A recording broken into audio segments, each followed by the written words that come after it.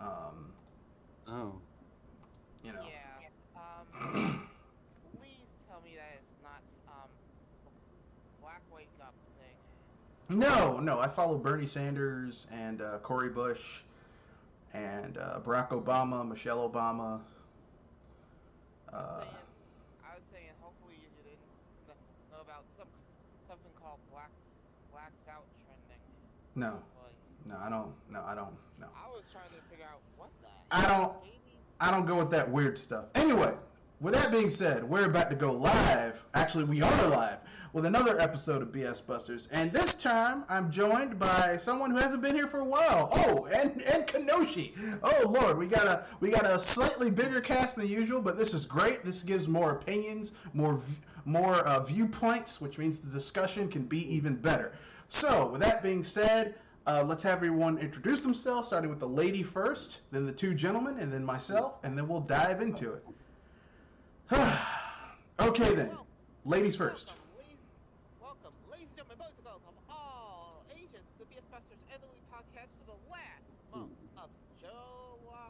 I am Joy Eli Moonstar, and oh god, dang it, Activision Blizzard, you had to speak up again. Oh Yeah, god. and they had to. Kenoshi. Okay, I guess he's still getting his stuff together. Kirby. TS Nintendo Gamer. All right, all right. Anything else you want the viewers to know about yourself before we keep it moving?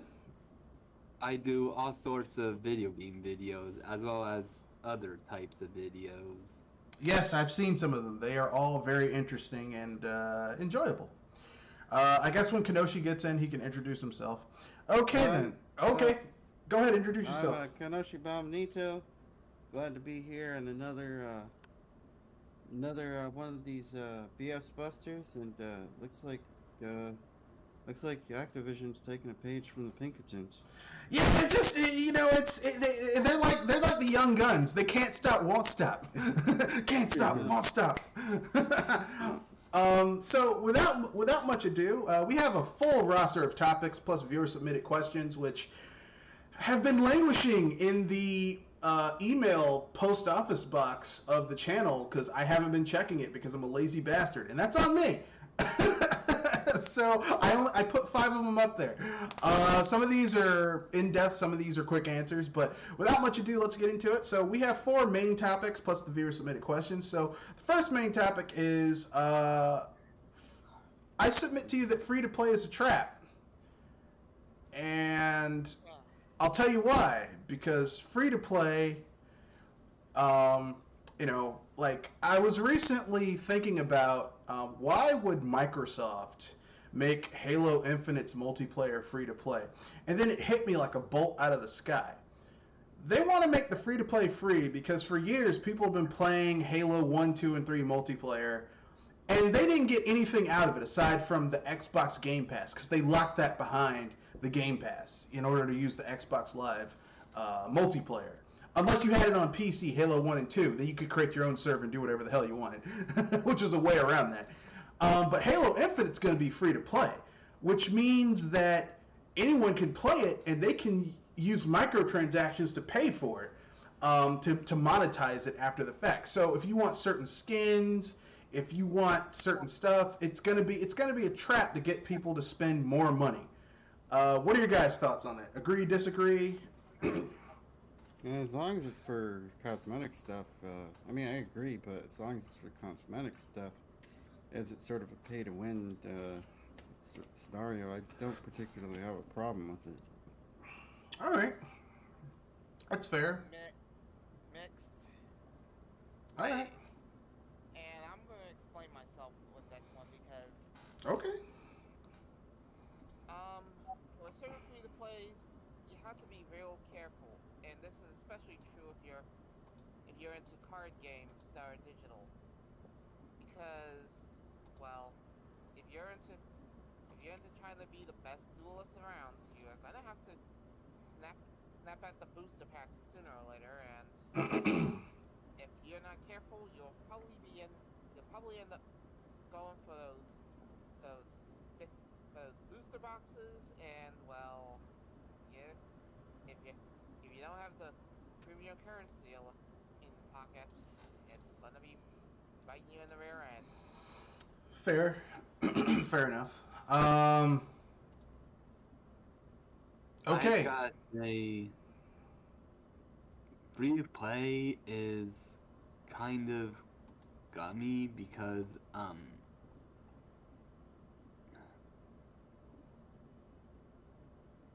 like it's for useless stuff. Like when I play Fortnite, people brag about skins and I'm thinking like, oh, what's the point of them? Just play the game. I agree. I mean, if there's like some useful upgrades, it's fine.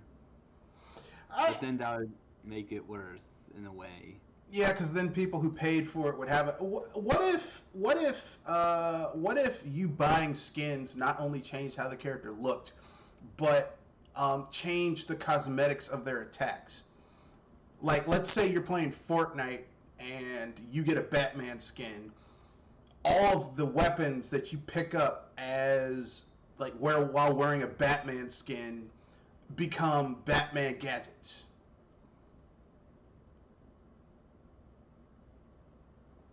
Or when you melee attack an enemy, it's like a Batman attack, not a pistol whip or whatever. Yeah. Like, Right. I'd be cool with that. So it's not really changing the game. It's just like, hey, you're Batman beating up people.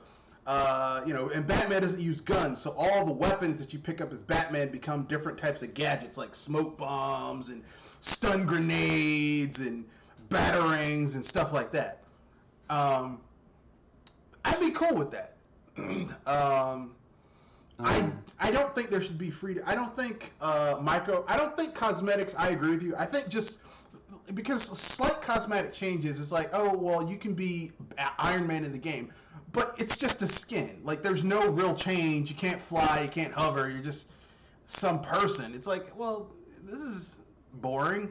This is a copy of Iron Man, but without the technicals. Yeah, Yeah. you're just a life model decoy. But yeah, that's my only real gripe with free to play when it's implemented. Personally, I think free to play for a lot of these games is a trap. Like some games, I'd rather pay $60 or $70 and have the whole game than to have to pay for stuff after the fact. After the fact in order to get stuff. Like I'll tell you where it was really egregious. For MMOs, it's really egregious because they purposely make MMOs really, really grindy so that they can charge you for premium currency and premium levels and premium this and premium that. And I mean, for games like for free to play games, it's understandable because they have to make money. But for games that have a price point like $30 or $60 or whatever, then you're just being greedy, and I don't like that. No, sir. No, go ahead. Another thing I want to mention is that even some Nintendo games have free to play, like Kirby Clash. I heard that. I didn't play Kirby Clash though, so I kind of stayed away I from mean, it. it's kind of fun, but like you have to get these apples every day Uh-huh. to pay. Yeah, and if anything, the apple amounts are small unless you buy some apples. Yeah, I kind of when they announced Kirby Clash, I was like, yeah, I would rather have had Hal just make a new Kirby game than a Yeah. free to play microtransaction mess. So I just stayed away from it. And they have done that, which is Kirby, which would be Kirby Fighters 2 in this case right now. Yeah, I didn't want that game.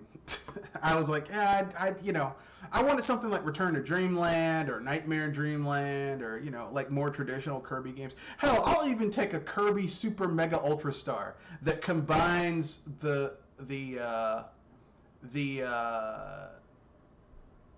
innovations they've made in Kirby games up to now into a single player game that has like multiple modes and like little miniature adventures and stuff like that. I'd take that, but just like, oh well, you know, it's like this free to play game where they sell you stamina and stuff. I'm like, nah, man, get the fuck out of here with that shit. So, anyone have anything else they want to add about free to play as a trap before we move on to the next topic? Be careful which game you're playing. The free to play games that aren't necessarily about, you know, play to win, but I guess it's play to win or pay to win, but you know the gacha games or the random crate stuff. Yeah. That's the stuff I don't like, especially when they bar progression around a certain currency that takes forever for you to actually grind for. That is true. You have to pay a bunch of money to get that currency to progress your character. Or just grind like nobody's business. Just grind your ass off. Like grind like there's no business. Like there's no end in sight. Yeah. It'll take I hate months to grinding. earn certain products. Thank you very much. Yeah. The only time I like grinding like that is when I'm with my girlfriend. But I get what you're saying. Okay, let's move on to the next topic. Games that are better than they have any business being. So we're talking about games that you bought it or it came out and you were like, this is going to be some licensed BS. And it came out and you're like, oh, this is actually surprisingly good. Or, you know, just a game that you were thinking, man, this game's going to be a steaming pile of dookie. And then it came out and you're like, oh, no, this is actually better than it has any business being. I can't believe that. If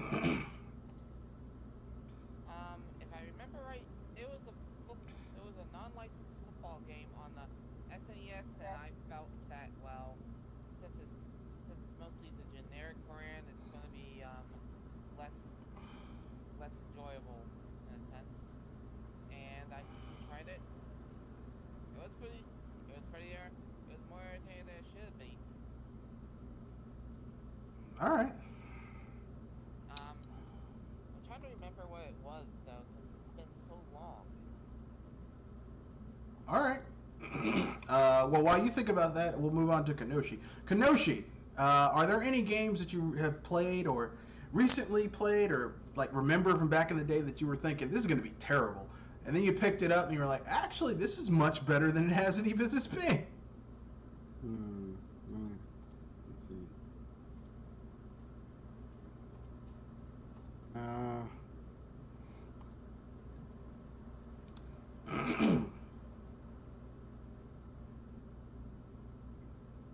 Yeah, I'm gonna say Hades, just for the fact that I don't really like roguelike games. Uh-huh. I kind of hate the whole grind of roguelike games, but there's so much character, and there's even progression.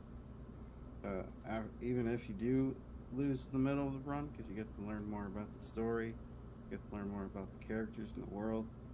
So there's some sort of progression no matter what. So yeah, I'm gonna give it to that game. All right. Okay. TS Nintendo lover?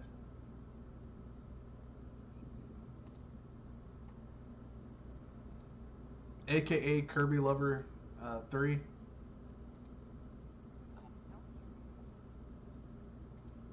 All right. I guess I he's... would say I really don't know because usually I don't go for games that I'm not interested in. Okay. All right. That's or, fair. Or like I'm afraid are gonna be bad. But like I want to talk about Hades for a moment. Okay. Now that game, I knew it was gonna be great, and it is great. But I kind of understand why Yukinoshi don't really like roguelike. Yeah. But then again, there are roguelikes I think you might like Pokemon Mystery Dungeon games. Yeah, those are pretty good. But they just took the gameplay from they just took the gameplay from Sharon the Wanderer and just translated it to Pokemon, which isn't bad because I actually like the Sharon the Wanderer series. So, them translating that isn't a bad thing. I thought it was originally like from the original Mystery Dungeon games because like, No. those were around.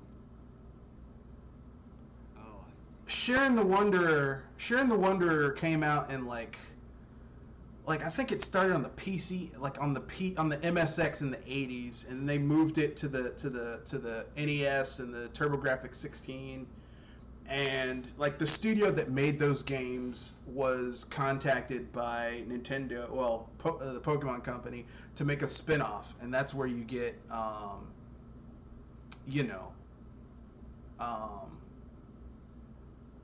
Pokemon Mystery Dungeon. I like the Pokemon Mystery Dungeon series. I think they need to do another one because With the success of the remake, they're gonna make another one. Yeah, I like to be honest with you, I prefer at this point just to me, I feel that a lot of the Pokemon games are very samey and stale. So for me, I've enjoyed the spin-offs more than I enjoy the mainline games at this point. So like I want another spin-off. I want another Pokemon Tactics that was basically like like a tactical game but with Pokemon. And fire. Yeah, I like stuff like that. Like, because at this point, like, I know that the Pokemon Company is making too much money off of the mainline games that are just kind of like the same thing over and over again, slightly different package.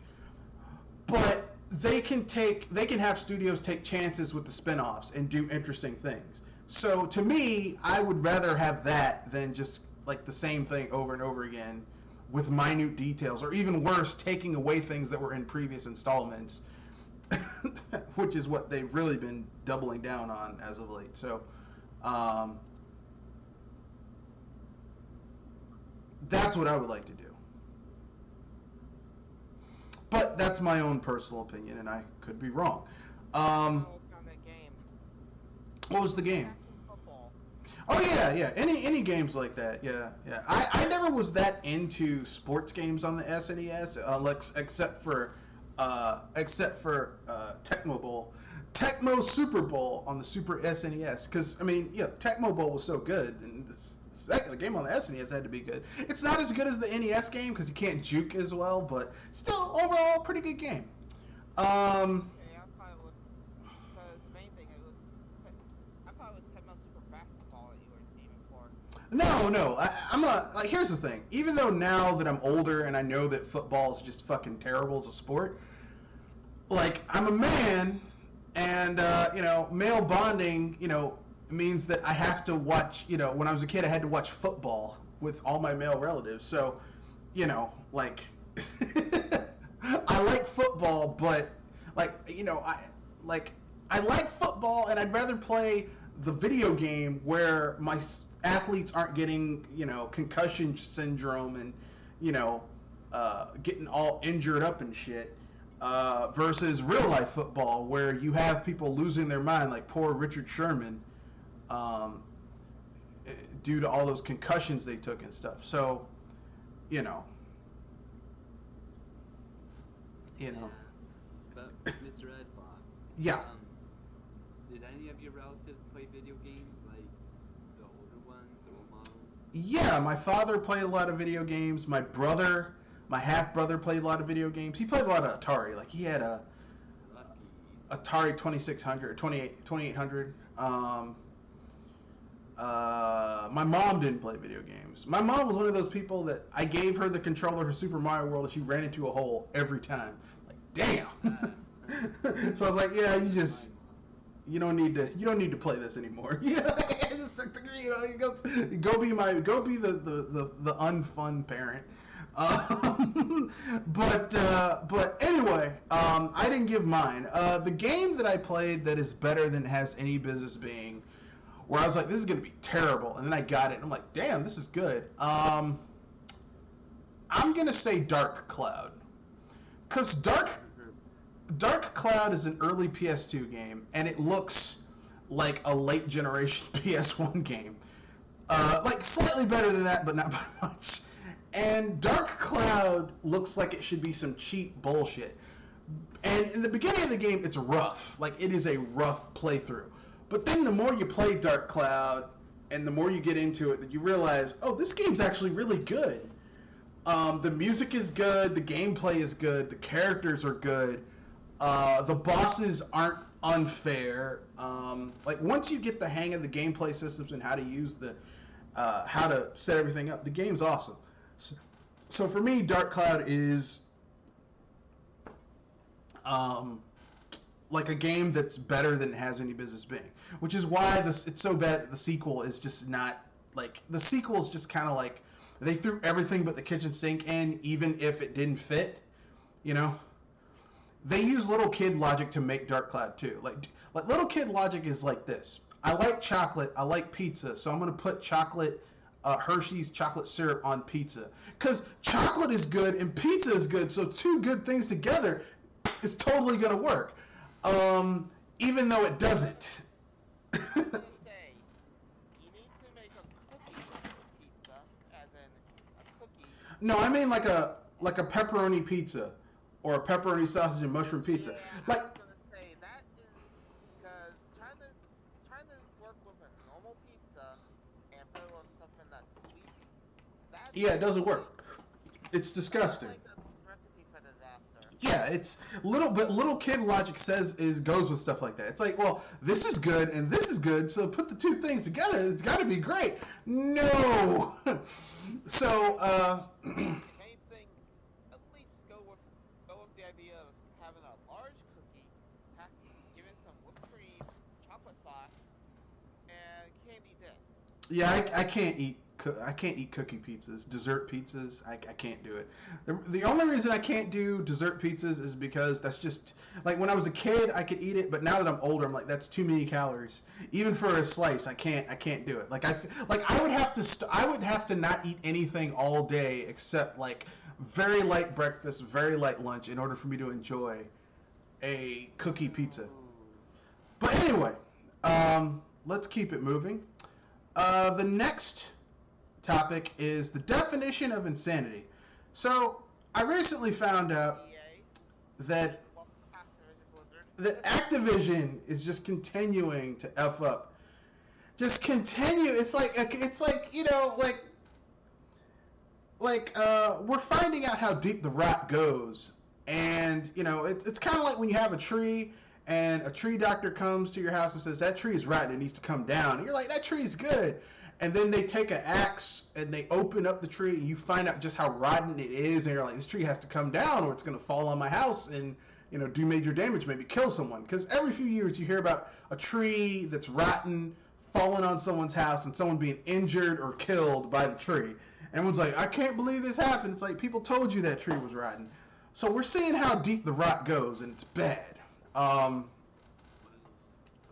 So the latest thing that came out under Activision is that, like, Activision is saying, yeah, we're going to do what we need to do in order to build an inclusive environment for our employees. And while their employees are walking out and preparing to try and unionize, Activision hires the same law firm that basically helped Amazon bust their union organization activities in Alabama. Like I said before the cast, they're taking a page from the Pinkertons. Yeah. Back in the what was it, during the 20th century? Yeah. People, Yeah. These you know, the people that own these big businesses, the big businesses at the time, and people who tried to unionize because they were getting paid unfair wages And being worked to dust. Yeah, people would come in and you know, they would have to be disciplined. Yeah. Yeah. So basically, and that's just, I mean, it just keeps on. I mean, a person of color who was unfairly persecuted when they complained about how they were in a hostile work environment where people were making racist comments about them. and ultimately suspended without pay. It shows you that Activision has been trash for years. For years. This isn't something that just happened last year or the year before. This is something systemic that's been going on for years. And these are just the people that have come forward. Sociology 101. Whenever you have people reporting something, there's a higher number of people that didn't say anything and just left, just quit the company. Well, the thing is, this thing is probably a problem, not just with Activision, but all over the gaming industry. So, Oh yeah. probably within the next year, you'll probably start hearing stuff from EA, Yeah. games, Yeah. Yeah. maybe some of the smaller studios like CD Projekt Red. Oh yeah. Well, we already remember how CD Projekt Red had that thing where people were angry that they had to crunch to get that game out, to get Cyberpunk 2077 out. So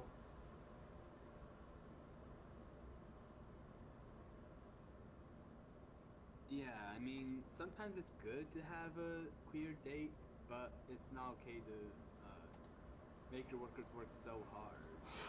I'm gonna keep it real. There are so many games that are coming out. It might be better for games to go from a 5-year development cycle to a 6 or 7-year development cycle. 'Cause here's the thing: all these companies want to keep these games, want to keep these consoles running for 10 years. Well, I tell you what: if you want to keep games running for 10 years, here's how you do it. You stagger your game releases and stop trying to meet deadlines that this has to come out this year, this has to come out this time, this has to come out this fiscal quarter. Maybe sometimes game, like I guarantee you, Cyberpunk 2077 would have been a better game had they delayed it an entire year. That would have been a better game. 21. Yeah. It would have been a better game had they just delayed it for an entire damn year. And I'm not just saying, look, every company, even Nintendo has games where I'm like, this game should have been delayed a year. I was gonna say that depends game to game, but yes.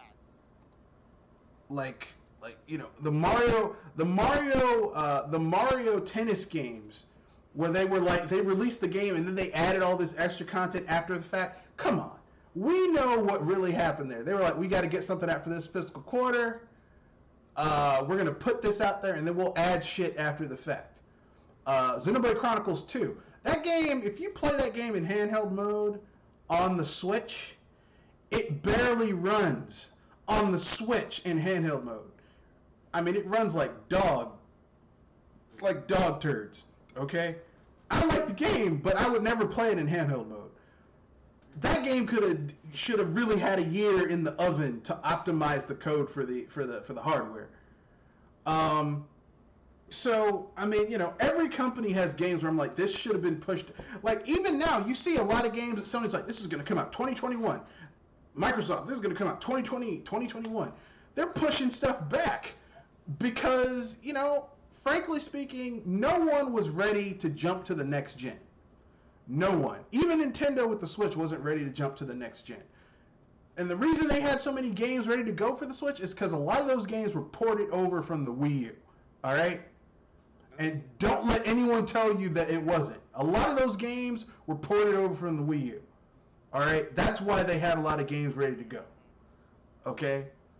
So everyone was like, okay, we got to jump to the next gen. And, for Nintendo, it worked out because they were the only game in town, and they had to show that they weren't nobody's punk after the Wii U debacle. Yeah. That's what they had to do. Now, personally, I love the Wii U. That's my favorite Nintendo console. But Nintendo as a company was like, look, we got to show people we ain't nobody's bitch. Boom, the Switch. Now, to me, the Switch is like a neutered Wii U. It's like, oh, all the cool shit you liked about the Wii U, fuck that. We're going to keep the lame ass shit from the Wii U, and boom, we're going to build our console around it. And that's the Switch. And, for a lot of people, they like that. I'm in the minority. Okay? I don't really think, I went to the Switch debut event when they got Nintendo fans to play the Switch, and I was like, oh, this is nice. And then I got a Switch, and I'm like, yeah, I'm not really feeling it. And I stand by that. I think that the Switch is fine, but I haven't played one game on the Switch where I'm like, this couldn't have been done on any other Nintendo console, on the last gen Nintendo hardware. There's nothing on the Switch where I'm like, this had to be on the Switch. Well,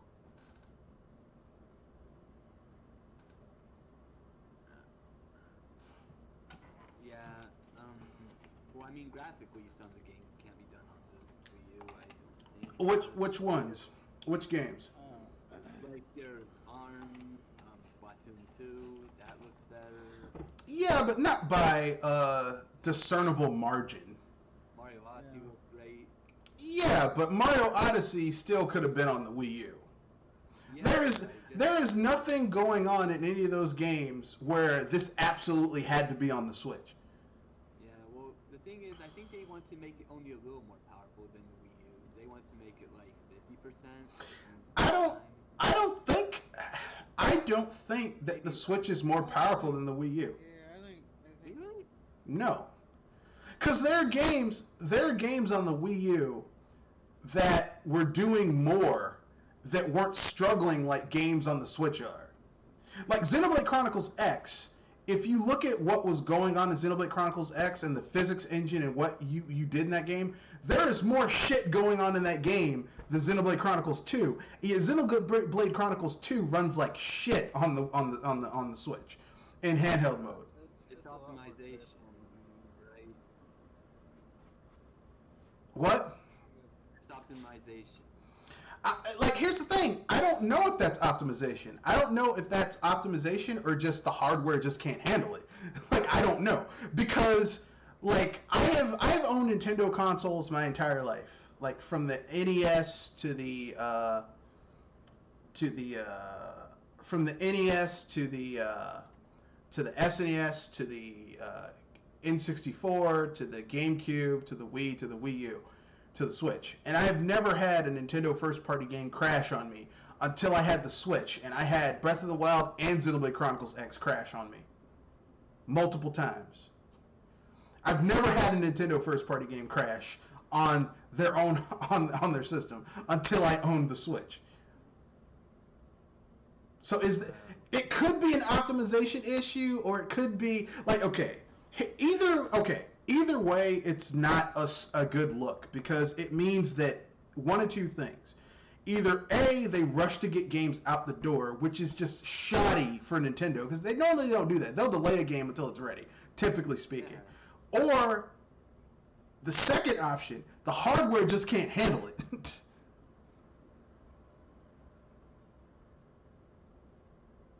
Yeah, I think some things are just rushed because, like,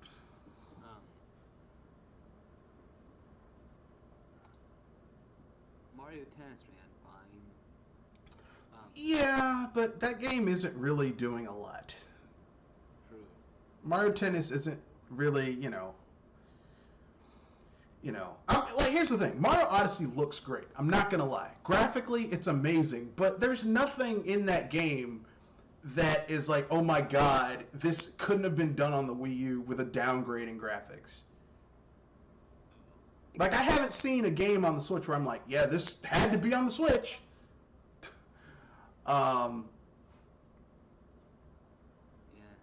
So the Switch, aside from its portability, is a very unremarkable gaming device, unfortunately. But back to Activision. Yeah, Activision has just been. I mean, they've been just wilding out. I mean, they hired as a PR person the same PR person that was a front person for the Bush administration when all that torture shit came out. Remember that? Remember that stuff? Waterboarding. Well, yeah, waterboarding and Abu Ghraib, where they had like Doberman pinchers biting at people's junk. Naked people's junk. So, and they played it off. Well, we gotta, it's just bad. Yeah, it's bad. It's bad. And Activision, I mean, this is a terrible company. Let me put it this way. I'm so glad I dodged the bullet by not buying any of their games. Yeah, I'm like I was really interested in Overwatch. I'm like, man, this is gonna be awesome. And then, I mean, but we should have seen the signs because remember when we saw all those old school Blizzard people jumping ship over the last 2-3 years? We saw all these old school Blizzard people just jumping ship, just saying, "Fuck this shit, I'm out." That shit. When you see a brain drain like that, like the talented people leaving, there is something going on with that company. And we didn't know what it was. It's the same thing with BioWare when a lot of the writers for Mass Effect just left. Oh, yeah. Yeah. When you see the most talented people leaving a company, that means there's something going on at that company. Like 9 times out of 10, there is something very wrong with that company. Because if a company was going that well, like Nintendo, like Miyamoto doesn't make games anymore. He sits around, he comes in, and he gives advice, and then he walks down the hallway. That's all he really does. But he's still at Nintendo, isn't he? We should make more games,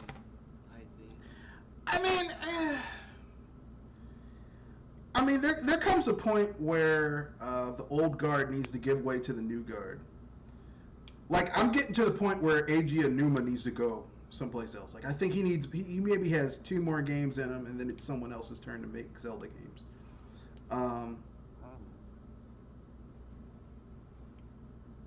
You know, because I mean, there just comes a point where you need new ideas. Like, you need new ideas and a new viewpoint, and you need like new, you need new blood. I know some people are gonna get angry when they hear that. They're gonna be like, "How could you say that? How?" I'm not saying he needs to go away and retire, and they can't offer their ideas. I'm just saying there comes a point where you need new ideas and new blood. That doesn't mean that the old ideas get thrown out the window.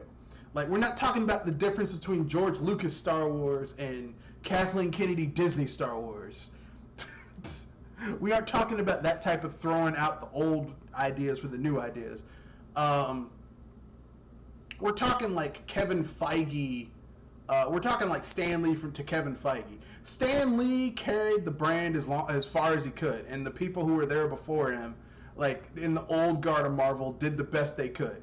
And then they needed a new person to take the stuff down the road. They carried it as far as they could. It was someone else's turn to take it down the road.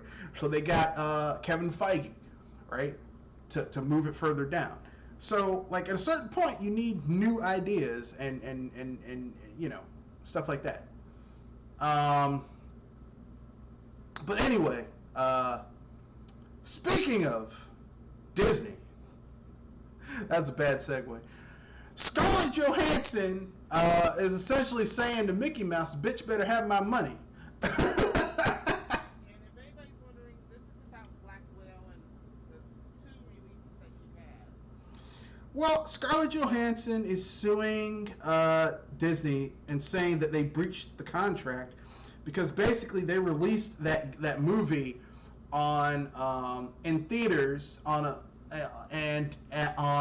Disney Plus.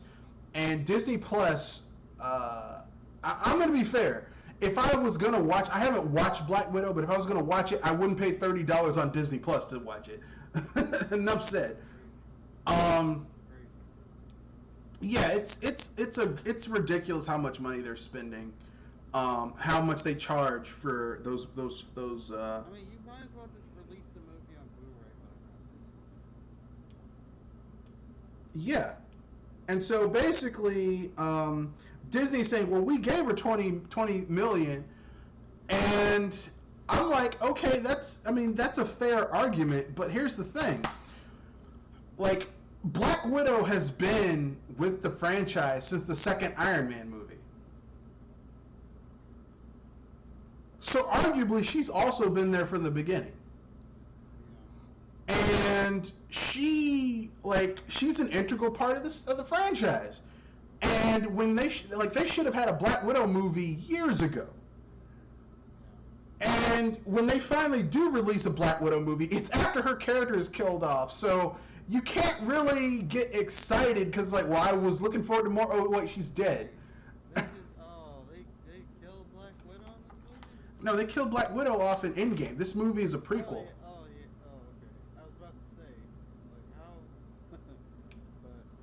It's a fucking prequel. And as we all know, I mean, I've said this before, I don't give a fuck about video game prequels because no matter what happens, no matter what character development you have, it's a fucking prequel. So you know none of it is going to fucking matter. In short, it's kind of like what happened with episodes 1, 2, and 3. Well, episodes 1, 2, and 3, even though they were a prequel, like, okay, the original trilogy, like, how could a democratic republic allow a fascist dictator who's creating mega weapons that can blow up fucking planets, how could they let a piece of shit like that take over their government? That's a story that needs to be told. You know? So that's a prequel where it's like, okay, you know this is not gonna have a happy ending, but you have to know how it happened. It's like if you watch a movie talking about the rise of the Nazi Party in Germany. Like you have to like history. It's like just from a historical standpoint, it's interesting to know how this shit got to this point. But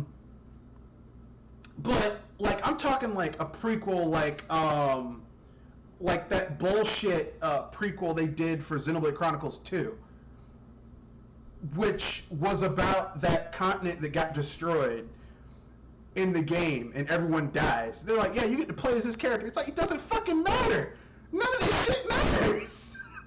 Why are you making DLC that's a prequel and then nothing you fucking do is gonna change the outcome? Who the fuck thought this was a good idea? But anyway, yeah, that's what they did to Scarlett Johansson in this film. And Disney did that shit. And they did it because they were like, look, it's sitting on the shelf, it's not making us any money, so we're going to put it out there. And we'll give her $20 million and fuck it. And I'm like, you know, I'm pretty sure $20 million is far below what Chris Evans, Chadwick Boseman, and Robert Downey Jr. and Chris Helmsworth got for their movies. You know, I don't have the numbers in front of me, but I'm reasonably certain that she got fucked over in that deal. And I'll keep it real. I like Chris Evans, but look, I like Scarlett Johansson a lot better than Chris Evans.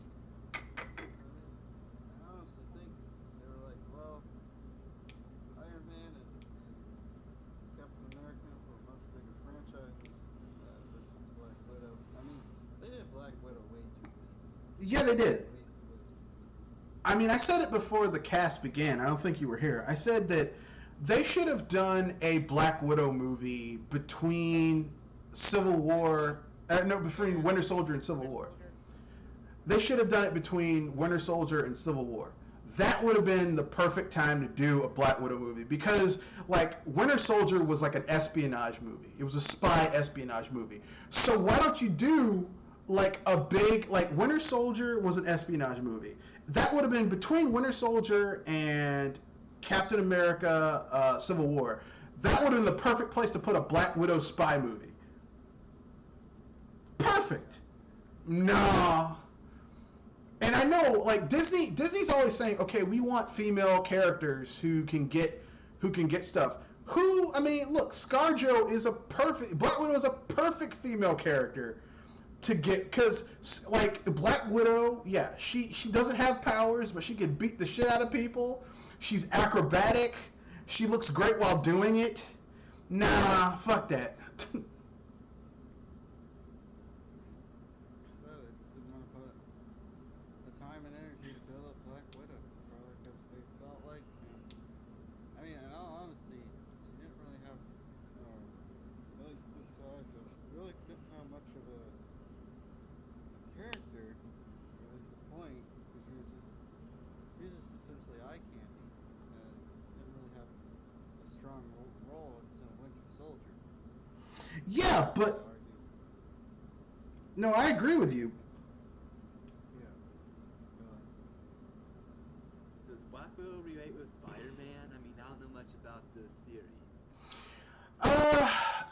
Black Widow is, well, she initially was a villain, and then she became a villain became hero because of certain events that she interacted with the Avengers or Yeah. of the Avengers. Yeah, and she became a member of the Avengers. Basically, Black Widow is she was a spy who was trained by the Russian by the Russians to basically like go in and like she's a spy assassin honeypot um, uh, you know person and like I think in some versions of Black Widow she's been given like a weaker version of the super soldier syndrome, which is serum, which is why she can fight as well as she can um, and like keep up with other with like powered humans. Yeah, that's what I was wondering if she had like special like, you know, 'cause I heard somewhere where I don't even know if this is mentioned in the movies where her reflexes and overall, you know, being was altered by the Russians or whatever. Yeah, well, I mean, okay, it depends on which. Okay, because Marvel has different versions of characters and reboots to characters. Originally, she was just a spy.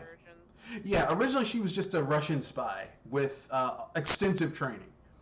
And then, like, they rebooted her, they retconned her into, into the Ultimate Black Widow, Ultimate Black Widow, like, the Ultimate Marvel Universe, everything centered around Captain America and the Super Soldier Syndrome. So, not syndrome, serum.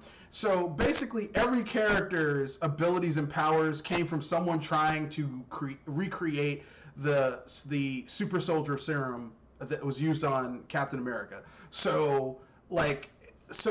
Basically, Black Widow is given a weaker version of the super soldier serum, which in turn makes her gives her an edge against normal people, which is how she can keep up with the other superheroes on the Avengers team.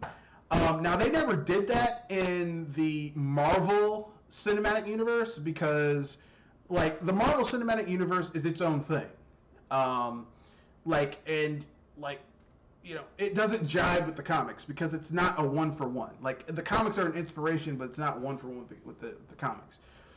But, yeah, I'm just saying, they could have clearly done that. Like, that was the time on the come-up. Like, she was hot at the end of Winter Soldier. That would have been the perfect time between those two films. Okay, we're going to do a Black Widow film that's going to be an espionage film with her getting the information, doing spy shit. That would have been perfect. That would have been fucking perfect. No, we can't do that. So they waited too long, and now that everyone else's movies have come out, basically, okay, well, and her contract is run out. Okay, now we'll give you a movie. And not only that, they sabotage the shit. They sabotage the shit and put it on Disney Plus. And I'll tell you right now, nobody in their right mind is going to spend $30 to watch Black Widow on Disney Plus. Yeah. Not unless they're pirating. If you're going to make me spend $30 on a new movie, you better give me Ultra Blu-ray, Ultra Blu-ray. Either that or featurettes. Yeah. That's nuts. So you don't get extra features. You just get the compressed version, digitized over the internet. It's on Disney, though. It's on Disney Plus. That's all you need to know. So, I mean, basically what I'm saying is this. Disney sabotaged that movie, and Scarlett Johansson, I mean, she deserves to sue them because they sabotaged her movie. And here's the thing. She can clearly show, probably in a movie theater, like Disney's going to say, well, we're in the middle of a pandemic, and we were losing money holding on to the film. And my counter to that would be, you weren't losing money on the film. The film was supposed to come out last year. It's already been made. It's sitting on a shelf. Really, they would have done better holding this film out until, because, you can't change the past. Holding on to this film until the pandemic reached a point where, it's down to the point where people can go back to the movie theaters and then put the film out. That would have been the smart move. But Disney got greedy and they said, we're just going to put this shit out there. And, they managed, because here's the thing, Kevin Feige knows they sabotaged this shit, because he's mad about it himself. He's like, look, you fucked this up. Why'd you... Look, I like being executive producer and seeing her wear those tight pants, man. Don't fuck this up for me. I mean, I know she's married to Colin Jost now, but shit, don't fuck it up. Don't fuck it up for me. Shit. Yeah. So Scarlett Johansson, she's suing the mouse, and she wants her $50 million. And listen. As much heavy lifting as Scarlett Johansson had to do, as much as she had to wear those tight ass pants and stay in shape, and when she got out of shape, had to get back into shape, and just all that shit, had people asking her unfair questions at Golden Globes and all type of stuff. Like, she had to put up with way more shit than her male counterparts. And then to add insult to injury, you're gonna fucking sabotage her solo film. Okay. Now you've pissed her off. And I'm 100% behind her. So. I mean, those roles, I'm sure, those are hard roles to keep up with. I mean, all the superhero roles, a lot of these actors that have been doing their superhero stuff for years. It's hard on your body for, the amount of workouts you have to do, and Oh yeah. the amount of, the shape you have to be in. You can't eat certain things. You got to get into shape. It's a motherfucker. So, Paid a lot of money. but you're basically enslaved for X amount of time until the film comes out. And that's if the film is good. If the film's a steaming pile of dog shit, you did all that for nothing. Well, I mean, the thing about Black Widow, the thing about, this stuff, I'm Marvel now. I'm tapping out. I agree. I've seen a big chunk of this. I haven't seen all the Marvel movies. I've seen a chunk of them. But, after they finished the story, it's like, okay, I'm done. Just call me the next few years. I'll be honest with you. Good enough. I too am marveled out, but not because I'm done with the films. The reason I'm marveled out is because Marvel, the reason I'm marveled out is because instead of, Marvel should have taken a break for 2 years and not done anything. Just kind of let everyone just kind of rest. No. More Marvel shit. Now, I am looking forward to Shang-Chi and the Ten Rings. I am looking forward to that because it's a martial arts epic. They're finally bringing back the real Mandarin and not that bullshit they pulled in Iron Man 3 where they got a white guy to play the Mandarin, which was just fucking offensive. I didn't know anything about the Mandarin, but when I started hearing about, who the Mandarin actually was, why they... Other than the Mandarin, there's a lot of reasons why that movie was just terrible. But, yeah, the Mandarin was just... And the Mandarin was supposed to use magic, too. Yeah. That's the one thing. The Mandarin... For the longest time, until I got to Doctor Strange... They didn't want to use magic. They didn't want to use magic. Yeah, they didn't want to do because they were like, that's too far of a stretch. Well, the sad thing is that if you're a comic book fan, the Mandarin is Iron Man. If Iron Man is Batman, is the equivalent to Batman for Marvel, the Mandarin is basically his arch nemesis. He's his arch nemesis. And here's the thing. Iron Man's never beaten the Mandarin. Iron Man, with all of his technology, has never one-on-one beaten the Mandarin. Oh, he's foiled his plans. He stopped him from world domination, from accomplishing his goals. But in a one-on-one fight, science against magic, the Mandarin has kicked his ass every time. And yet, we couldn't get that. We had to get that bullshit they did in Iron Man 3 with the extremists and exploding super soldiers and all that shit, which was just dumb. Isn't the Mandarin supposed to be Chinese? Yes. Yeah, I know. I think they didn't want this up for Chinese. Fuck them. I hear you, but that's... I don't live in China. I don't live in China, and I don't give a shit how they feel about it. They're like Xi Jinping got mad because people were comparing him to Winnie the Pooh. I don't give a shit. I don't live in China. Yeah. Those dictators don't have a sense of humor. America had a wannabe dictator for 4 years, but we still live in a democracy where people can talk shit and they don't typically go to jail for it. So yeah, I don't like the Mandarin. Like the Mandarin's fucking awesome. I mean, like think about it, okay? The Mandarin is this guy who was a slave to the Khans, to like one of the Khans of the Mongolian Khans. Okay, the dude had one of those rings.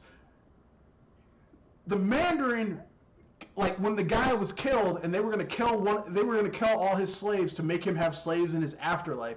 The Mandarin managed to escape and stole the ring of power off this guy. Then, because the rings of power basically call out to the other rings of power, as soon as he got the ring, he basically went around the ancient world getting the other rings, getting all 10 of them. Each ring has its own special ability and enhances the power of the other rings. There's 10 of them. He got all 10, he became a godlike figure and started a criminal organization to amass more power. This is a really interesting, badass character. And yeah, his original interpretation's kind of racist, but you could modernize that shit to make it cool. Nah. We gotta have some white guy play the Mandarin, just like they did with the ancient one. We gotta have. Well, we couldn't have an old Chinese wise person. Okay, here's a good way you could have had the ancient one and had it go against expectations. Say that the ancient one reincarnated, but the reincarnation went wrong. So have like a little kid. A little kid is the ancient one. That would have been cool. Yeah, that would have been awesome. There's something that's gonna go south with that happening. You could have had like a little kid and like Doctor Strange is like, man, you ain't telling me anything. You're just a little kid, and that would have been more badass than having mannish looking Tilda Swinton hitting him in the chest and knocking him, astral projecting his ass into another thing, into another dimension. I'm just saying. There's minor things that bother me with the Marvel Cinematic Universe, and that's one of them. But I'll let that go. But what do you guys think about the Scarlett Johansson versus Mickey Mouse debacle? Which side are you on, Scarjo versus the mouse? I feel sorry for the mouse because oh boy, he's gonna feel a woman's wrath. You think Scarjo's gonna get in that ass? She's like, y'all been looking at my ass all these years. Now I'm gonna get in your ass. I was about to say that she wants her piece of the pie, and if the mouse ain't giving it, she's coming to his house and taking something. Yeah, she's taking something, all right. Yeah, she worked hard for the money. You better treat her right. Kenoshi, Scarjo, or Mickey Mouse? Since I don't really like Disney, I'm gonna go with Scarjo on this one. All right. Disney's current incarnation. All right. Scarjo or Mickey Mouse? I don't know. Kirby? Or TS Nintendo? Much about the other guy, so Mickey Mouse. All right. Okay. I am going with Scarjo because Disney has been they sabotaged that woman's movie. Not intentionally, but when it comes to people's livelihood, intentions don't matter. You mess with someone's money, what your intent has nothing to do with what the bottom line is, and they sabotaged that woman's money. So I'm gonna have to go with Scarlett because I'm not a Disney fan anyway. I like some of their stuff, but I'm not like, oh, Disney forever. Yeah, I think it's a 4-1. I think it's a 3-1. 3-1. So yeah. So here we go. These are viewer submitted questions. Each of you can take one of these or take all of them. I don't care. First question. What are the best 3 games for the 6th, 7th, and 8th gen? So you have to pick 3 games for each of these. So 3 games for the 6th, 3 games for the 7th, 3 games for the 8th. Who wants to go first? That's going to be a little tough because if I remember right, wouldn't that be GameCube, Wii U? No. GameCube, PS2, original Xbox. Or PC games. Because those are all 6th gen consoles. And also Dreamcast, because Dreamcast was a 6th gen system as well. Generations of 6, 7, and 8. For the 7th gen, that'd be PS3, Wii, and Xbox 360. For the 8th gen, that'd be PS4, Wii U, and Xbox One. I was right. As in going from 6, 7, and 8. Yeah. For GameCube, I really don't have 3, but I at least have at least 2.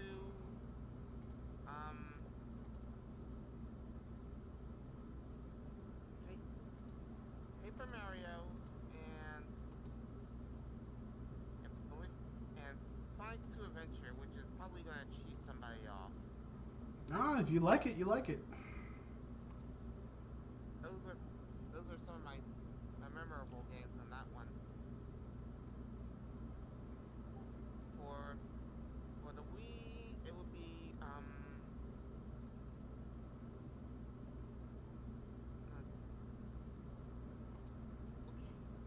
okay, I almost screwed this up a little. I it was Smash Brothers and if I remember right, it was Punch Out. Yeah. All right. And for Wii U, it would be the Wonderful 101 and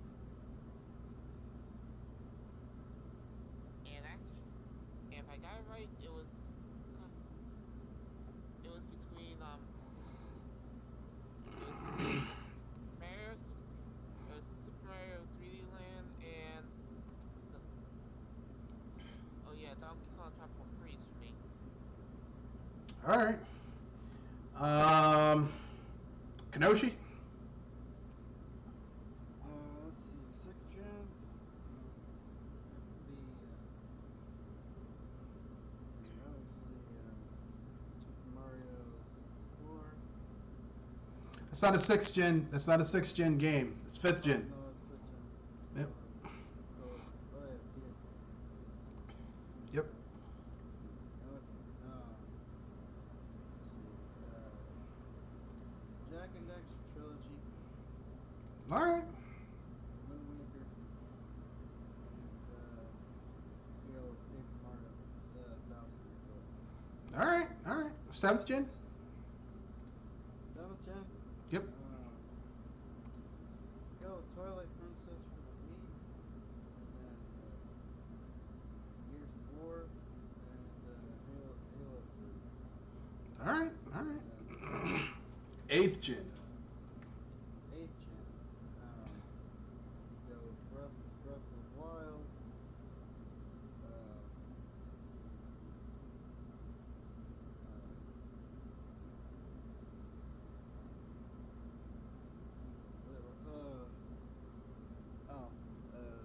Splatoon, because Wii was an 8th gen console. All right. And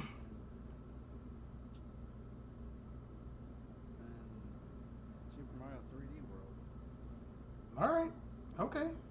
All right. I guess it's your turn, TS Nintendo lover. Nintendo nerd, sorry. So, 3 games from each generation, you say? Yep, 3 games from each generation. 6th, 7th, and 8th.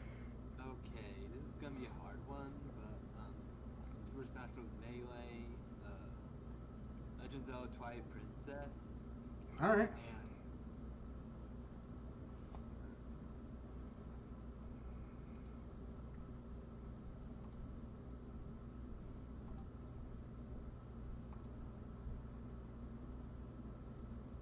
Yes. Sonic Adventure. Okay. All right. Gen. Sonic Adventure for the GameCube or Sonic Adventure for the Dreamcast? Either one. Okay. All right. Okay. What's your 7th gen games? Okay. Super Mario Galaxy.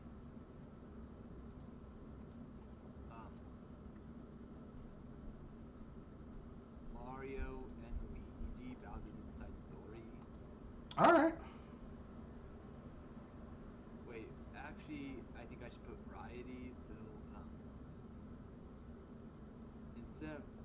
Super Mario.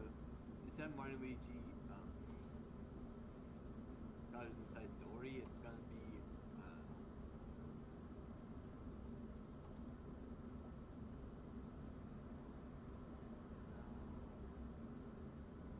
I think. Okay, Centipede Infestation. Okay. All right.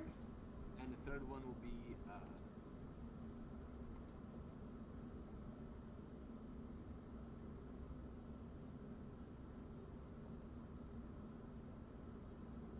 Kirby Superstar Ultra. All right. Those are all good games. What are your 8th gen games? Okay, Super Mario Maker, Uh-huh. Splatoon, and Donkey Kong Country Tropical Freeze. Fair enough. I guess it's my turn. My 6th gen best games of the 6th gen. My first one is on the PS2. It's gonna be GTA San Andreas. My second game's on the GameCube. It's going to be Paper Mario Thousand Year Door. My third game is on the GameCube and the Dreamcast, and it is Skies of Arcadia. Nice. I heard that game has good music. It's great. It's a great. The only downside is the random battles are a little too frequent in the game, but at a certain point, you become so overpowered that it's a moot point. It's like I kill everything. Everything that messes with you dies. So it's like I can deal with it. For the 7th gen, I'm gonna go with Legend of Zelda: Twilight Princess on the Wii, mostly because I know that's a 6th gen game, but I prefer the Wii version because I like the motion controls. My second game is the Metroid Prime trilogy on the Wii because it lets you have all the games with motion control, and it makes motion control is so much better on the Wii for Metroid Prime. Like going back and trying to play that game with a standard controller versus motion control, it's so much better with motion control, especially with aiming and shooting. And my third game is going to be on the PS3, and it is Saints Row the Third. Love that game. My 8th gen games, I'm going to go with Mario and Luigi Dream Team for the 3DS. I'm going to go with Splatoon, the first Splatoon. And I'm going to go with Xenoblade Chronicles X. That game is really good. As you can see, I had an RPG for every single console. An RPG for every single console because I'm crazy like that. I love RPGs. Multiple RPGs. So yeah, that's there you go. So that being said, let's get to this next question. The next question. Sounds like the name of that sounds like a video game. Games that you bought a console for. What are games that, like, you weren't going to get that console, but then a game came out and you were like, I got to play that, and you bought a console for that game? What happened with me? All right. Kanoshi? Well, I chose the PS2 over the Xbox because I wanted to play the next Naughty Dog game. All right. Okay. Yeah. All right. Oh, Your turn. for me, I got the GameCube for Super Smash Bros. Melee. I got the Game Boy Advance for Super Mario Bros. 2, and I got the Nintendo DS for Super Mario 64. Like, I didn't even know about the DS until way later. All right. But the Wii I got for Twilight Princess, and the 3DS I got for Pokemon Mystery Dungeon, Gates of Infinity. Yes, that game is good. I've played it. It's I enjoyed it. Yeah, and the Wii U I got for Super Mario 3D World. All right. Okay. So the Mario made you buy those games. I like my Nintendo consoles. My parents just bought for me until I got the Wii. The Wii was the first Nintendo console I just bought for myself. Every other console after that, like before that, like from the 6th gen before, my parents just bought me, so I didn't have to purchase those. The consoles that I bought for, like, went out of my way to buy. I got a Sega Genesis because of Phantasy Star 4, because I went to a friend's house and played it, and I'm like, this game is so much better than the other Phantasy Star games. And I'm an RPG fanatic, so I was like, I got to play this game. And Phantasy Star 4 is really good. It's kind of hard, but it's really good.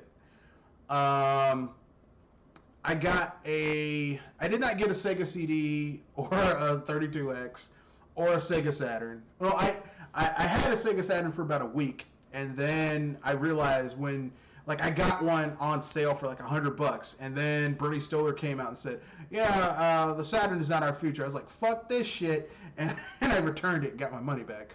I got a I never got a PS1.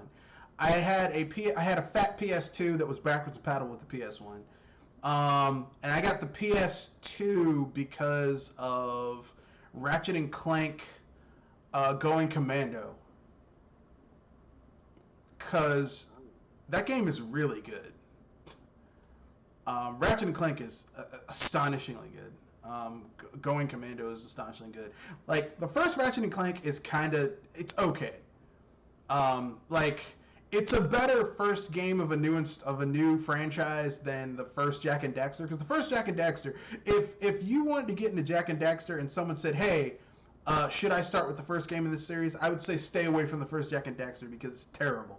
Whereas it's really rough. It's super short. Yeah, and it's not a lot of endgame stuff. It no. doesn't have really good replay value. Yeah, it's pretty rough. And the platforming, the hit detection, it's just not very well. It's not very good. The first Ratchet and Clank is functional. Like, you can see what they wanted to do, and the technology wasn't quite there. But then you play Ratchet and Clank 2, Going Commando, and you realize that, like, what the PS2 was capable of. Like, that game has space battles. You're going into space. You're blowing up stuff. You're landing on planets. You're going into areas, like, it's not just going down a corridor. There's open areas where you can explore and find shit. There's like a Metroidvania thing where you're going back to old areas with new abilities in order to find more shit and unlock more shit. You can carry your save from the first game to your second game and carry a whole bunch of stuff over. I mean, it's like, you know, it's what really made me say Insomniac can make some good games.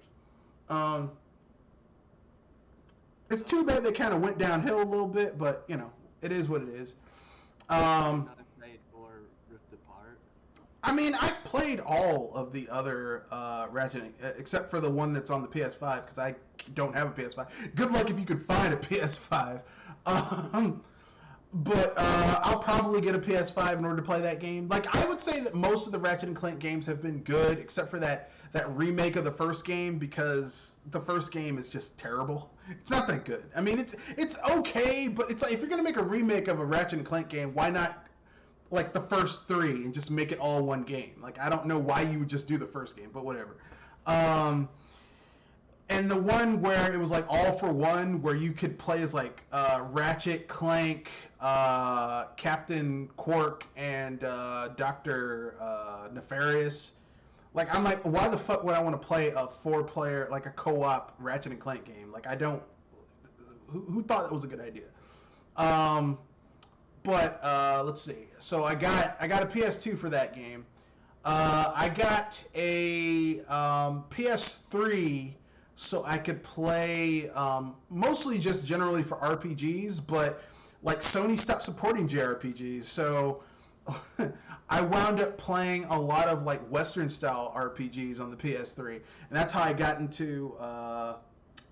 That's how I played Elder Scrolls Oblivion first. I played it on PS3. Then I got Skyrim, and I got so mad at how broken and buggy that game was that I returned it. And I got Skyrim on PC like years after the fact, and had to like, you should only play that game on PC with mods. You should never play a Bethesda game on a console if you can avoid it. I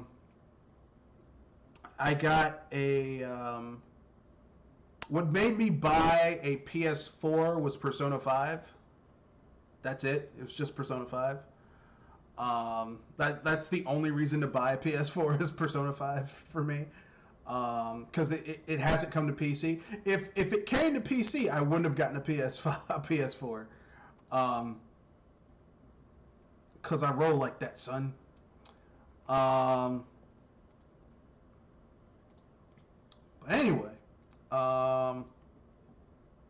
And I got an Xbox One Series X. I got an Xbox Series X because I wanted Game Pass. Because $15 a month, $180 a year is just, is too good. Now I got Game Pass for a year because with the console, so that's too good. So yeah, like it was the service that made me buy it. Nintendo consoles. I mean, I got a Wii U because I've had every other Nintendo console, so I was like, I had to keep the string going. The Wii U was a pleasant surprise because of all the functionality. Like I could carry my entire Virtual Console forward. I could carry, it had the dual screen functionality, so I could be playing a game, get stumped, stop the game, open up the web browser, which the Switch still doesn't have a web browser. Open up the web browser, go to GameFAQs, look up where I was lost, or go to YouTube and look up where I was lost, see a walkthrough, a visual or digital walkthrough of what I need to do, go back to the game and do it, and continue playing. Convenient as all hell. Plus Netflix, Hulu, Amazon Prime, I could watch all my streaming services from my gamepad, which was great. I wish they had continued that moving forward with the Switch, but they didn't. So I think the Switch just recently got Netflix. Like, maybe. Don't hold me to that. I haven't played my Switch since Mario. No, I haven't played my Switch since I recently replayed Origami King. No, Origami King. And I really, I hate played about an hour of that game. I was like, yeah, I still don't like it. Fuck you. Anyway, so anyway, as I was saying, I was like, I got the Switch because I thought that Nintendo would be bringing some great dynamite exclusive games that could not be played on the Wii U, and they did not. I haven't played anything on the Switch where I was like, this couldn't have been done anywhere but the Switch. But anyway, so with that being said, those were all the games that I didn't buy my Nintendo consoles for any specific game. I got Nintendo consoles because I knew they were going to get supported with Nintendo first party and like the second and third party exclusives. Because most of those are pretty good. Like your No More Heroes, your Opunas, your Zack and Wikis on the Wii, stuff like that. Let's move to the next question. Games that should have been a slam dunk that became a brick. Cyberpunk 2021? Nuke 'em forever. Here's the thing. Cyberpunk 2077 critically was a brick, but the game made money, so you know. I do admit it could have been better. What? No Man's Sky. I mean that game made money, and they actually brought it back. Launch it was trashed, but Yeah. ultimately they kept supporting the game, and the game actually people love the game now. It's still not what they promised it was going to be, but you know. Closer than what it was. Yeah, it's still not great though. I'm not gonna lie. Do you have a game, Jewel, that you think like it came out and it should have been a slam dunk, but it was actually a brick? It was like, this is not what it should have been. I called it out earlier and nobody heard me. No, Nuke 'em forever. Duke Nukem Forever. Yeah. I'm gonna kick Gearbox while they're down. But before I do, what was yours, Kirby? But there's two games. Okay. Which one was like I think just could have done more, and the other was just bad, but it was advertised as good. Okay. The one that I felt could have done more was Super Mario Odyssey. Oh, really? Why is that? I like the game, don't get me wrong, but the problem was it didn't have a life system, and of course they were gonna kind of do away with it because in Super Mario 3D Land there's like a lot of 1-ups and ways to get 1-ups. All right. I mean it's fine to but it isn't just the life system. Like it's just there was a little bit less platforming than there was in the other Mario games, and like Yeah. Bowser's Fury fixed that. Yeah, I think that Mario Odyssey doesn't have a lot of replay value. Yeah, and the end game loop was kind of dumb because you would just buy your way out of it. Yeah. Like and their puzzles, they're platforming puzzles in the game that you can get around by just using an alternate, by using Mario's possession ability, and just taking over. It's like there's this one part when you go to that jungle where you have like dinosaurs walking around and shit, and like there's this path where it's like you're supposed to hit these run pads to go up the hill, or you could take over a tank and just drive up it. You know, it's like this. Like if this was like a traditional Mario game, you would have had some awesome platforming thing where you had to. But no, just cheat your way around it. I like some of the ideas lets you that play they your had in way. the game, but What? Fighting against Mario Odyssey was hard. What? Mario Odyssey was hard. Oh, well, I mean it's Mario Bros 3. Like you mentioned that, like one of you guys mentioned that like you could just use something else. I was mentioning this P-Wing that you could use to cheat through a level. Yeah, but the P-Wing still, like there still was. Yeah, there still was a lot of skill that had to go in with that. Like there's entire areas of Mario Odyssey where it's like, oh, this could be really hard, or you could just cheese it by using your hat possession ability. The openness of the levels works against it because like they had to basically make the game completable for people of different skill levels, which too, because Breath of the Wild suffers from the same thing, where because the game is so open, they have to make shit completable for people who don't have the skills. Like every skill you need to beat that game, you learn on the Great Plateau. You can literally leave the Great Plateau and go to Hyrule Castle and fight Ganon if you want to, and you can do it. You can do it. I've done it. Like it's not like if you have the skills, you can pull it off. It's not a very fun playthrough though. Oh yeah, another thing. Don't get me wrong. I like Mario Odyssey. I like the hat powers, like how creative it was, but like I just felt like it could have been another Galaxy if they put in more platforming and put in the life. I agree. Anyways, another game. Yeah, go ahead. Dragon Ball Z Legacy of Goku 1. That could have been great. Yeah, it wasn't. Because, like, the fighting system sucked. I agree.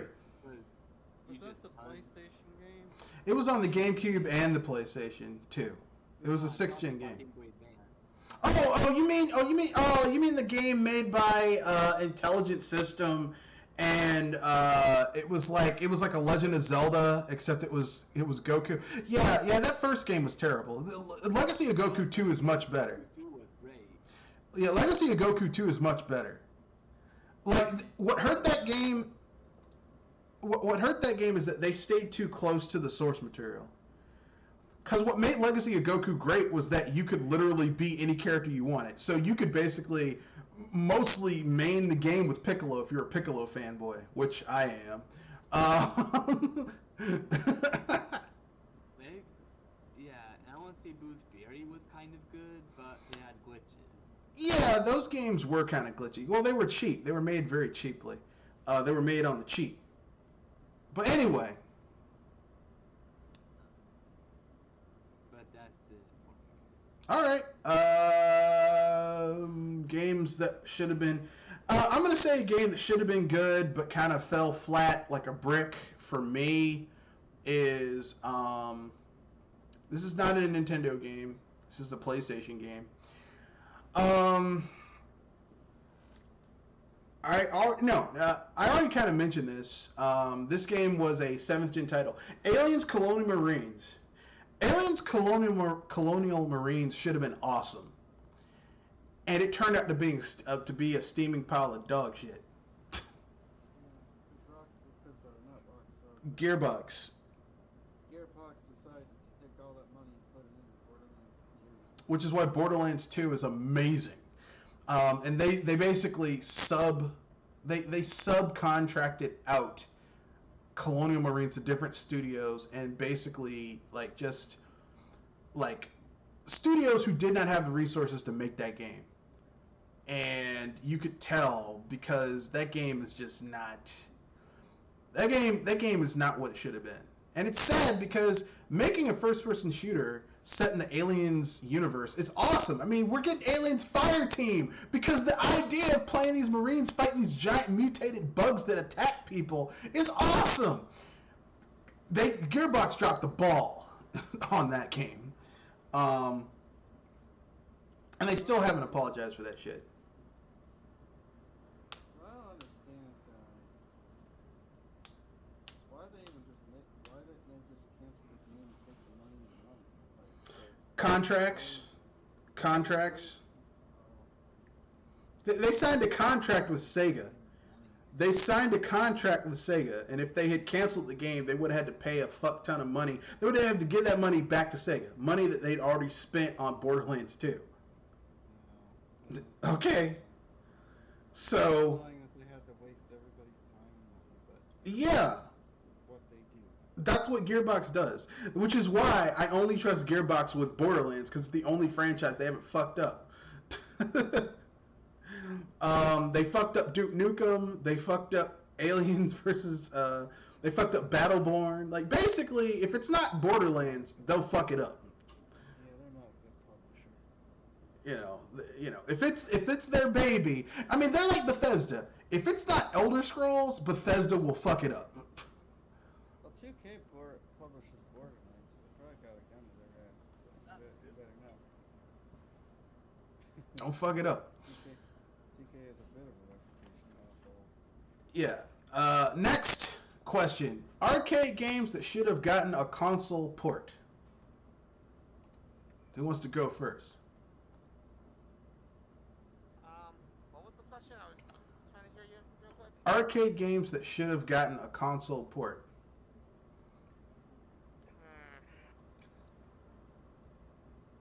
I think it's some of the racing. I think it's some kind of racing game. I'm trying to figure it out because there was a good number of racing games that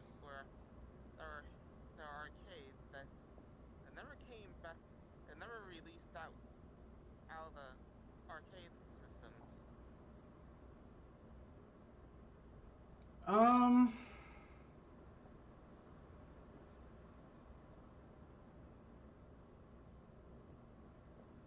Though, if I want to go for something weird, Ninja Baseball. oh yeah, I've played that game. That game is awesome. It's weird, it's fun, and I honestly would want to know how it would handle on a console. Yeah, it could have been ported to a console. Kanoshi?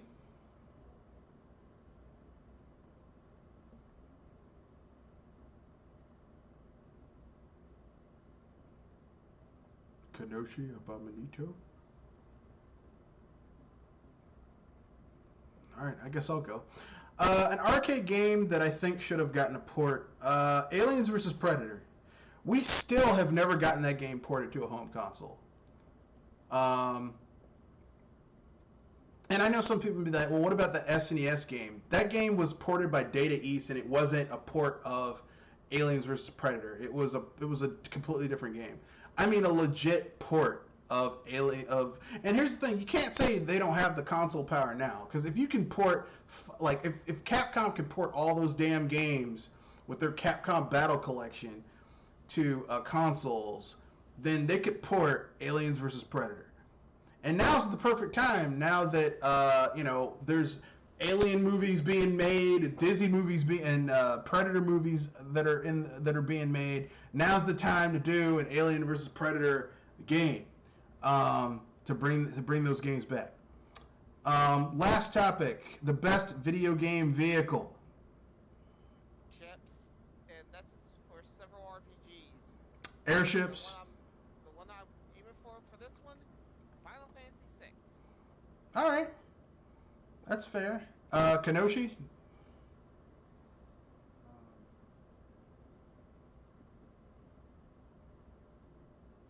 Let's see. I would mostly referring to Borderlands, because I wish a lot of games had this option. But I understand why some games just wouldn't have this option. It's cars that control like RC cars. I like the way the cars control in Borderlands. Really? Control, yeah. You like that? Yeah. Okay. Yeah, I guess I'm one of the few people who actually like that. That's that Mako control from Mass Effect. Some people I kind of was like, my favorite video game vehicle, I'm gonna go with the Battle Mech in Saints Row 4. Because when you're walking around in it and smashing vehicles and shooting the rockets and stuff, it really makes you feel like you're a badass. Honorable mention, the Delphinus from Skies of Arcadia, which is a giant airship that has cannons and a moonstone beam and sub-weapons and all that type of stuff. But, I mean, you have to have an entire crew to pilot that. The Battle Mech's just one dude. So... if I have to get a crew together to pilot one vehicle, it's not worth it. So yeah, we have one more thing, and that'll be quick. Nominations for A-hole of the week. Who wants to go first? I think it's an obvious shot in the dark. Activision. You don't want to go with Disney for stiffing someone out of $50 million? It's one thing to stiff somebody out of money. It's another to stiff somebody not only out of their paycheck, but out of their life and downsize them. All right. Okay. All right. And that's as much as I want to see Disney get their due. All right. Okay. Okay. Okay. So Activision. The A-hole of the week. Nomination for A-hole of the week. Jules going Activision. Yeah, I guess it's going to Activision this week. All right. I'm going with Activision too. So unanimous. Activision is A-hole of the week. I mean, they'll probably continue to be a-hole of the week for the next few weeks, maybe even for the rest of the year, because they can't. A-hole of the year. Years. We might have to retcon because they've been doing this for years. How rich? So, I don't know. But with that being said, that's the podcast. Rate, comment, share, subscribe. Anything you guys want to pimp out before we wrap things up? Yeah, started playing in the Ascent, and it's a pretty decent twin stick shooter Yeah. with some RPG elements. Yeah. It's kind of upsetting because it makes me wonder why, what they could. I wish Cyberpunk had a, went the top-down RPG route like Infinity. Well, I'm not going to go that far. I think had they gone with a darker, grimier, more cyberpunk aesthetic, like the Ascent, that could have worked. Because the Ascent feels cyberpunk. You know, it's like it's dark, it's gritty, it's got mega corporations fucking over people. You know, you know, it's like what you really want. And then you play Cyberpunk, and it's all bright and shiny and nice looking. Even the dirty, grimy parts of the city look nice. It's like. Everything's too colorful. Like, I mean, there's a lot of color in the Ascent, but everything's all broken and everything's all apart. Like, everyone's getting fucked over in the Ascent. Like, even the robots. Like, there's a part in the game where you're walking around, the robots are trying to fix something, and it won't work. And the robot gets frustrated and starts beating up the machine. He's like, what the fuck? I'm like, even the robots are getting fucked over. They're robots! You know? I enjoy it. I enjoy the world. I really enjoy how it looks. It disappoints me that Cyberpunk couldn't look something like that. Yeah. It's just like, whatever.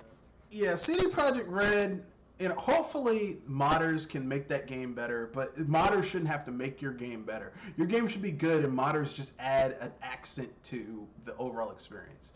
Yeah, they improve upon what's already good. Yeah, but, it is what it is. Let's see. Yeah, I'm going to double down on that. I'm going to say Kenoshi. I'm going to agree with Kenoshi. If you guys get a chance, play the Ascent. It's really good. People are calling it's like Diablo. It's not like Diablo, because Diablo, for each of the character classes, they play very differently from each other. Basically, in the Ascent, no matter what character class you build, you're pretty much going to be doing the same stuff over and over again. Yeah, it's light. It's a light. It's light RPG elements. But, still a decent game. Yeah. So with that being said, that's the end. Anything you want to pimp out, Jewel? No? Yes? No? Maybe so? Nah, at least not right now. Okay, then I'll pimp something out real quick. Next Friday, the first week of August, I will give my review of Fallout New Vegas.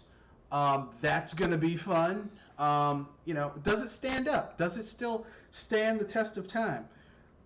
I gave it a review where I said it's great, but should I continue with down that path? So that's going to be fun. The week after that, I'll be doing Skyrim. Give me strength. Vanilla Skyrim with no mods or anything like that. So that's going to be. I feel sorry for you. Yeah, well, I'm playing it on PC. And I will say I will add the unofficial patch that fixes a lot of stuff. But aside from that, no mods. So that's going to be fun. So with that being said, that's the end of this podcast. Rate, comment, share, subscribe. Peace.